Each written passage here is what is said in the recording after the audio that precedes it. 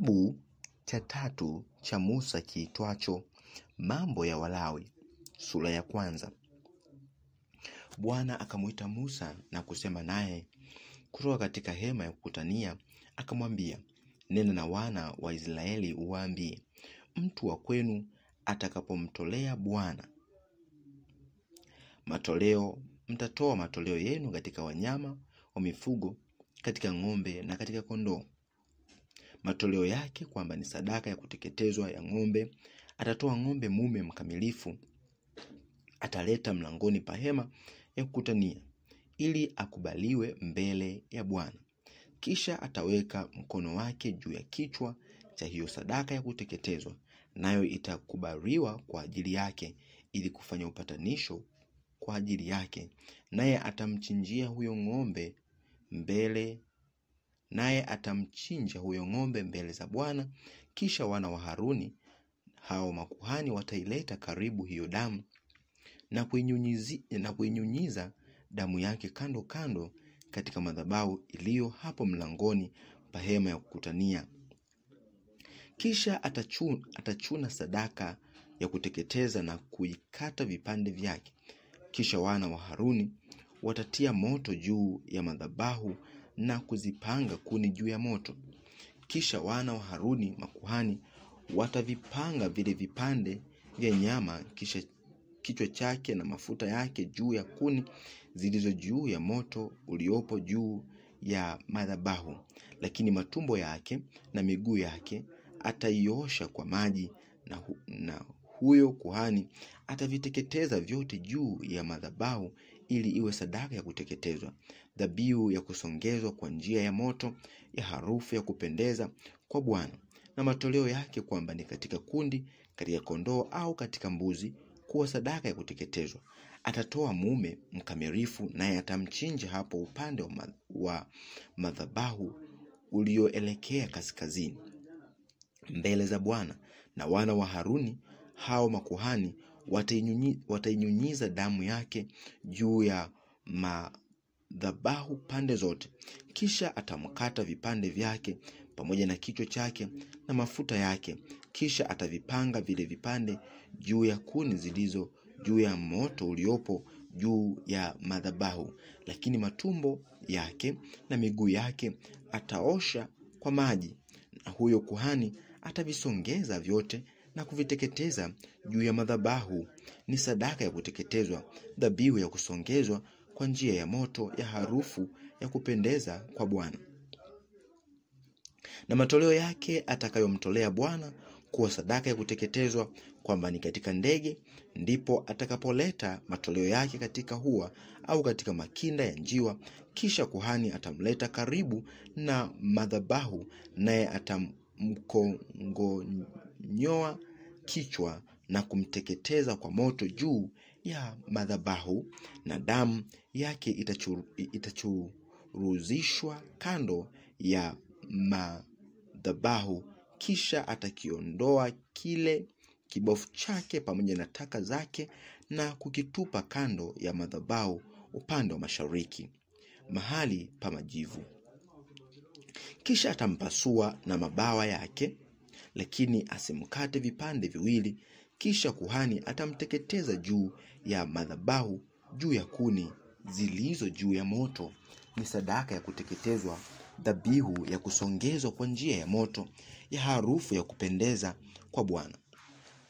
Mambo ya Walawi sura ya 2. Na mtu atakapomtolea Bwana matoleo ya sadaka ya unga, matoleo yake yatakuwa ya unga mwembamba, naye ataumiminia mafuta na kutia na ubani juu yake. Kisha atauleta kwa wana wa Haruni hao makuhani, naye atatoa konzi moja katika huo unga mwembamba na katika mafuta yake na huo ubani wote. Kisha kuhani atauteketeza kuwa ndio ukumbusho wake juu ya madhabahu, ni kafara ya kusongezwa kwa njia ya moto, ya harufu ya kupendeza kwa Bwana. Na huo uliosalia wa ile sadaka ya unga utakuwa ni wa Haruni na wanawe. Ni kitu kitakatifu sana katika sadaka zilizosongezwa kwa Bwana kwa njia ya moto. Tena utakapotoa matoleo ya sadaka ya unga uliookwa tanuuni, yatakuwa mikate isiyotiwa chachu ya unga mwembamba uliokandwa na mafuta, au maandazi yasiyochachwa yaliyopikwa mafuta. Tena matoleo yako kwamba ni sadaka ya unga wa kaangoni yatakuwa ya unga mwembamba usiotiwa chachu uliokandwa na mafuta. Utaukata vipande na kutia mafuta juu yake, ni sadaka ya unga. Tena matoleo yako kwamba ni sadaka ya unga ya chunguni yataandaliwa kwa unga mwembamba pamoja na mafuta. Nawe utamletea Bwana sadaka ya unga iliyofanywa na vitu hivyo, nayo italetwa kwa kuhani, naye ndiye atakayeisongeza madhabahuni. Kisha kuhani atatoa huo ukumbusho wa sadaka ya unga, naye atauteketeza juu ya madhabahu. Ni kafara ya kusongezwa kwa njia ya moto, ya harufu ya kupendeza kwa Bwana. Na hicho kitakachosalia katika sadaka ya unga kitakuwa cha Haruni na wanawe. Ni kitu kitakatifu sana katika sadaka zilizosongezwa kwa Bwana kwa njia ya moto. Sadaka ya unga iwayo yoyote itakayosongezwa kwa Bwana isitiwe chachu kabisa, kwa kuwa hamtateketeza chachu wala asali iwayo yoyote, kuwa ni sadaka ya kusongezwa kwa Bwana kwa njia ya moto. Vitu hivyo mtavisongeza kwa Bwana kuwa ni marimbuko, lakini visifike juu ya madhabahu kuwa ni harufu ya kupendeza. Tena kila toleo la sadaka yako ya unga utalitia chumvi, wala usiache sadaka yako ya unga kupungukiwa na chumvi ya agano la Mungu wako. Utatoa chumvi pamoja na matoleo yako yote. Nawe kwamba wamtolea Bwana sadaka ya unga ya malimbuko, utatoa hiyo ngano katika masuke yake iliyochomwa motoni. Ngano iliyopondwa ya masuke mabichi ndiyo utakayoleta kuwa sadaka ya unga ya malimbuko yako. Nawe utatia mafuta juu yake na kuweka ubani juu yake, ni sadaka ya unga. Huyo kuhani atauteketeza ukumbusho wake, yaani sehemu ya ngano iliyopondwa ya hiyo sadaka na sehemu ya mafuta yake pamoja na ule ubani wake, wote ni kafara ya kusongezwa kwa Bwana kwa njia ya moto. Na Mambo ya Walawi sura ya 3. Na matoleo yake kwamba ni sadaka za amani, kwamba asongeza katika ng'ombe mume au mke, atamtoa huyo aliyemkamilifu mbele ya Bwana, naye ataweka mkono wake kichwani mwake huyo aliyemtoa na kumchinja mlangoni pa hema ya kukutania. Na wana wa Haruni hao makuhani watainyunyiza damu yake katika madhabahu pande zote, naye atasongeza katika sadaka hiyo ya amani dhabihu kwa Bwana itakayofanywa kwa njia ya moto, yaani mafuta yafunikayo matumbo na mafuta yote yaliyo juu ya matumbo, na figo zake 2 na mafuta yaliyoshikamana nayo yaliyo karibu na kiuno, na hicho kitambi kilicho katika ini pamoja na hizo figo. Hayo yote atakayoondoa, na wana wa Haruni watayateketeza kwa moto juu ya madhabahu, juu ya sadaka ya kuteketezwa iliyo katika kuni zilizo juu ya moto. Ni dhabihu ya kusongezwa kwa njia ya moto, harufu ya kupendeza kwa Bwana. Na matoleo yake kwa sadaka za amani atakayomchinjia Bwana, kwamba ni katika kundi la kondoo mume au mke, atamtoa huyo aliyemkamilifu kama akimtoa mwana kondoo kuwa matoleo yake. Ndipo atakapomtolea Bwana, naye ataweka mkono wake kichwani mwake huyo aliyemsongeza na kumchinja mlangoni pa hema ya kukutania. Na wana wa Haruni watainyunyiza damu yake katika madhabahu pande zote, naye atasongeza katika sadaka hiyo ya amani dhabihu kwa Bwana itakayofanywa kwa njia ya moto, yaani mafuta yake na mkia wenye mafuta mzima atauondoa kwa kuukata hapo karibu na mfupa wa maungoni, na mafuta yafunikayo matumbo na mafuta yote yaliyo katika matumbo na figo zake mbili na mafuta yaliyoshikamana nazo yaliyo karibu na kiuno chake na kitambi kilicho katika ini pamoja na hizo figo.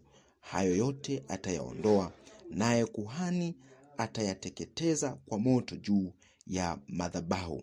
Ni chakula cha dhabihu ya kusongezwa kwa Bwana kwa njia ya moto, na matoleo yake kwamba ni mbuzi. Ndipo atakapomtoa mbele za Bwana, naye ataweka mkono wake kichwani mwake na kumchinja hapo mbele ya hema ya kukutania.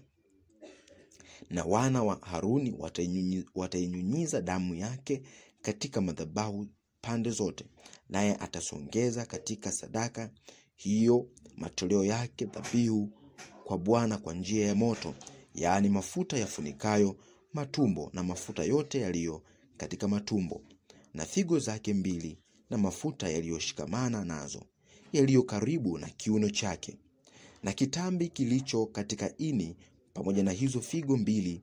Hayo yote atayaondoa, naye kuhani atayateketeza kwa moto juu ya madhabahu. Ni chakula cha dhabihu ya kusongezwa kwa njia ya moto, iwe harufu ya kupendeza. Mafuta yote ni ya Bwana ndani ya nyumba zenu zote, ya kwamba hamtakula mafuta wala damu kabisa. Mambo ya Walawi sura ya 4.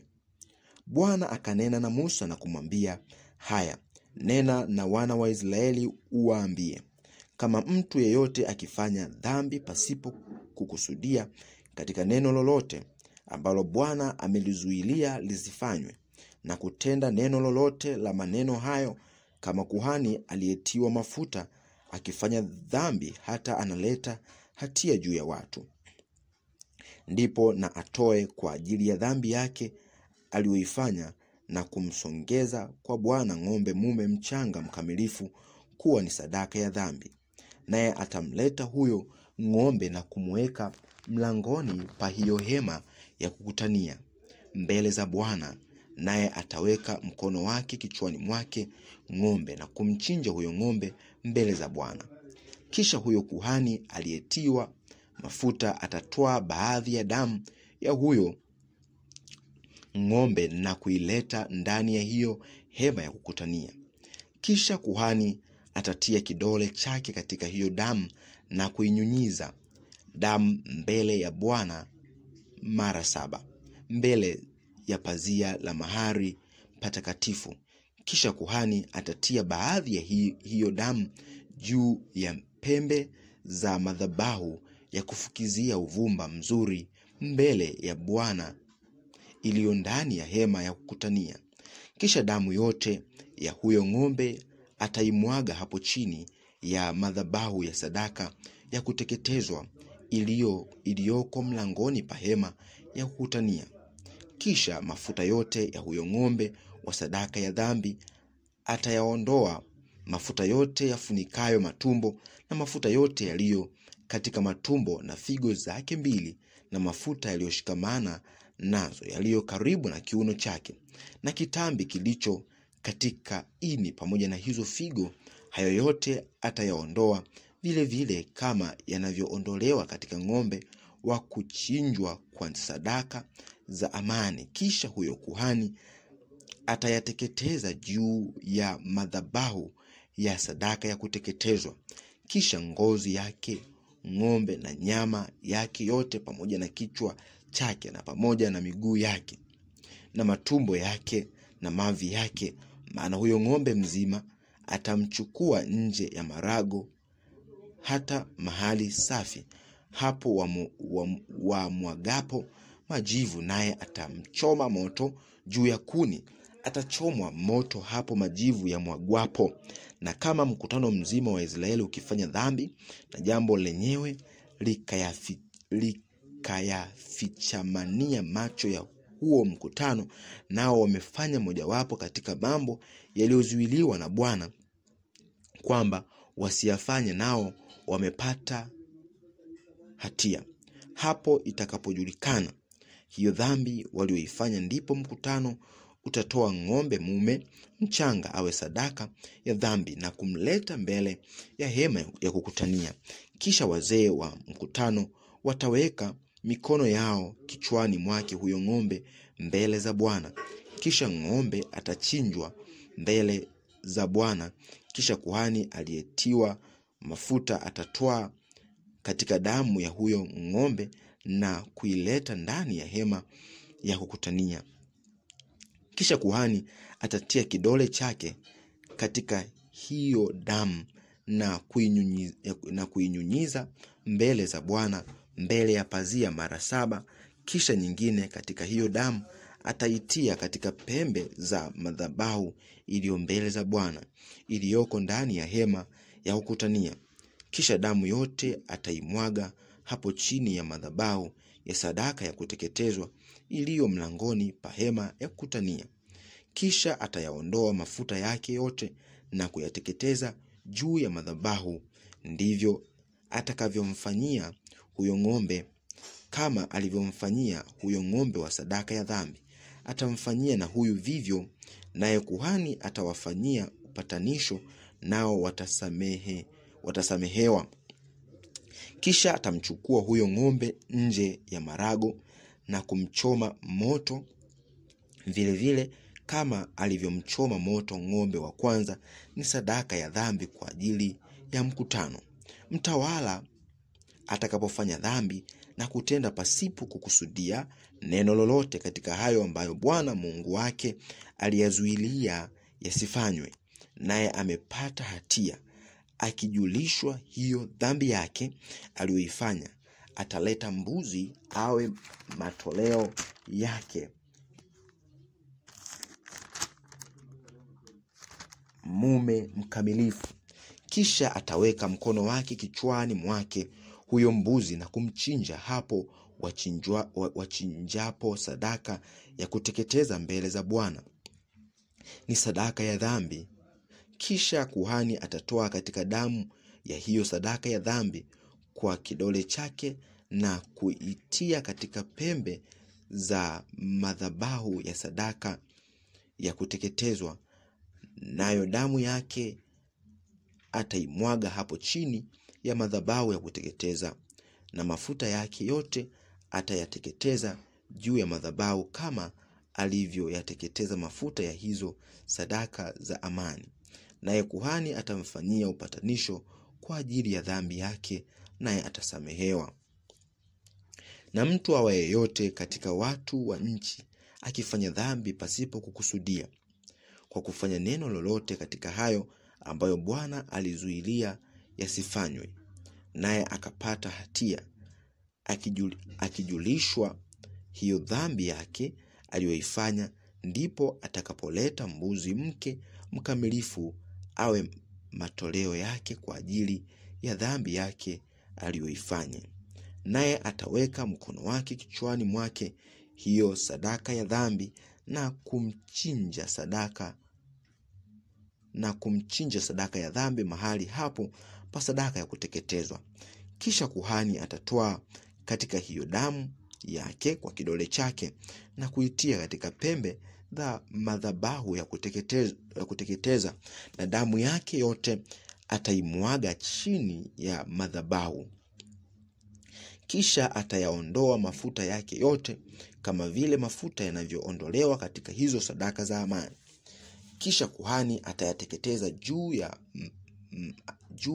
ya madhabahu iwe harufu ya kupendeza kwa Bwana, na kuhani atafanya upatanisho kwa ajili yake, naye atasamehewa. Naye akileta mwana-kondoo kuwa sadaka ya dhambi, ataleta wa kike mkamilifu, naye ataweka mkono wake kichwani mwake sadaka ya dhambi. Kisha atamchinja awe sadaka ya dhambi mahali hapo wachinjapo sadaka ya kuteketezwa. Kisha kuhani atatoa katika hiyo damu ya sadaka ya kuteketezwa kwa kidole chake na kuitia katika pembe za madhabahu ya sadaka ya kuteketezwa. Kisha damu yake yote ataimwaga hapo chini ya madhabahu. Kisha atayaondoa mafuta yake yote kama mafuta ya mwana kondoo yaliyoondolewa katika hizo sadaka za amani. Kisha kuhani atayateketeza juu ya madhabahu kwa desturi ya hizo sadaka za Bwana zilizosongezwa kwa njia ya moto, na kuhani atamfanyia upatanisho kwa ajili ya hiyo dhambi yake aliyoifanya, naye atasamehewa. Mambo ya Walawi sura ya 5. Na mtu awe yeyote akifanya dhambi, kwa kuwa ameisikia sauti yenye kuapisha, naye akawa ni shahidi kwamba aliona au kujua, asipolifunua neno lile, ndipo atakapochukua uovu wake mwenyewe. Au kama mtu akigusa kitu kilicho najisi, kama ni mzoga wa mnyama wa nyikani aliyenajisi, au kama ni mzoga wa mnyama wa mfugo aliyenajisi, au kama ni mzoga wa mdudu aliyenajisi, naye jambo hilo linamfichamania akapata kuwa najisi, ndipo atakapochukua uovu wake. Au kama akiugusa uchafu wa binadamu, uchafu wao wote ambao kwa huo amepata unajisi, na jambo hilo linamfichamania, hapo apatapo kulijua, ndipo atakapokuwa na hatia. Au kama mtu akijiapisha kwa kutamka kwa haraka kwa midomo yake kutenda uovu au kutenda mema, neno lolote mtu atakalolitamka kwa kiapo pasipo kufikiri, na neno hilo likamfichamania, hapo atakapolijua, ndipo atakapokuwa na hatia katika mambo hayo mojawapo. Kisha itakuwa hapo atakapokuwa na hatia katika mambo hayo mojawapo, ndipo atakapoliungama jambo hilo alilokosa, naye atamletea Bwana sadaka yake ya hatia kwa ajili ya hiyo dhambi yake aliyoifanya, mwana kondoo wa kike au mbuzi mke kutoka katika kundi lake, kuwa ni sadaka ya dhambi. Kisha kuhani atamfanyia upatanisho kwa ajili ya hiyo dhambi yake.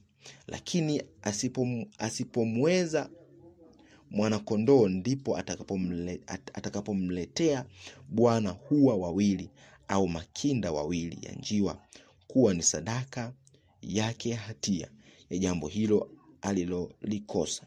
Mmoja wa hao ndege kwa sadaka ya dhambi, na wa pili kwa sadaka ya kuteketezwa. Naye atawaleta kwa kuhani atakayemsongeza kwanza yule wa sadaka ya dhambi, naye atamkongonyoa kichwa shingoni mwake, lakini asimpasue vipande viwili. Kisha baadhi ya damu ya hiyo sadaka ya dhambi atainyunyiza katika ubavu wa madhabahu, na damu iliyosalia itachuluzishwa hapo chini ya madhabahu, ni sadaka ya dhambi. Kisha huyo ndege wa pili atamsongeza kuwa sadaka ya kuteketezwa sawasawa na sheria, na kuhani atamfanyia upatanisho kwa ajili ya hiyo sadaka yake aliyoifanya, naye atasamehewa. Lakini asipowaweza huwa wawili au makinda wawili ya njiwa, ndipo hapo atakapoleta matoleo yake kwa ajili ya neno hilo alilolikosa, sehemu ya 10 ya efa ya unga mwembamba, kuwa sadaka yake ya dhambi. Asitie mafuta juu yake, wala ubani usitiwe juu yake, maana ni sadaka ya dhambi. Naye atamletea kuhani, na kuhani atatoa konzi yake na huo unga kuwa ukumbusho wake, na kuteketeza juu ya madhabahu, juu ya sadaka zilizosongezwa kwa Bwana kwa njia ya moto, ni sadaka ya dhambi. Na huyo kuhani atamfanyia upatanisho kwa ajili ya dhambi yake, ambayo katika mambo hayo mojawapo amefanya dhambi, naye atasamehewa, na unga uliosalia utakuwa wa kuhani kama hiyo sadaka ya unga ilivyokuwa. Kisha Bwana akanena na Musa na kumwambia, mtu awaye yote akiasi na kufanya dhambi, naye hakukusudia katika mambo matakatifu ya Bwana, ndipo atakapomletea Bwana sadaka yake ya hatia, kondoo mume mkamilifu katika kundi lake, sawasawa na hesabu utakayomwandikia katika shekeli za fedha, kwa shekeli ya mahali patakatifu, kuwa sadaka ya hatia. Naye atalipa kwa ajili ya hilo alilolikosa katika kitu kile kitakatifu. Kisha ataongeza na sehemu ya 5 na kumpa kuhani, naye kuhani atafanya upatanisho kwa ajili yake kwa huyo kondoo mume wa sadaka ya hatia, naye atasamehewa. Na kama mtu akifanya dhambi na kutenda mambo hayo mojawapo ambayo Bwana alizuilia yasifanywe, ajapokuwa hakuyajua, ni mwenye hatia vivyo, naye atachukua uovu wake, naye ataleta kondoo mume wa kundi lake mkamilifu sawasawa na hesabu utakayomwandikia kuwa sadaka ya hatia, amsongeze kwa huyo kuhani, na kuhani atamfanyia upatanisho kwa ajili ya jambo hilo alilolikosa pasipo kukusudia, asilijue, naye atasamehewa. Ni sadaka ya hatia, hakika yake ni mwenye hatia mbele za Bwana.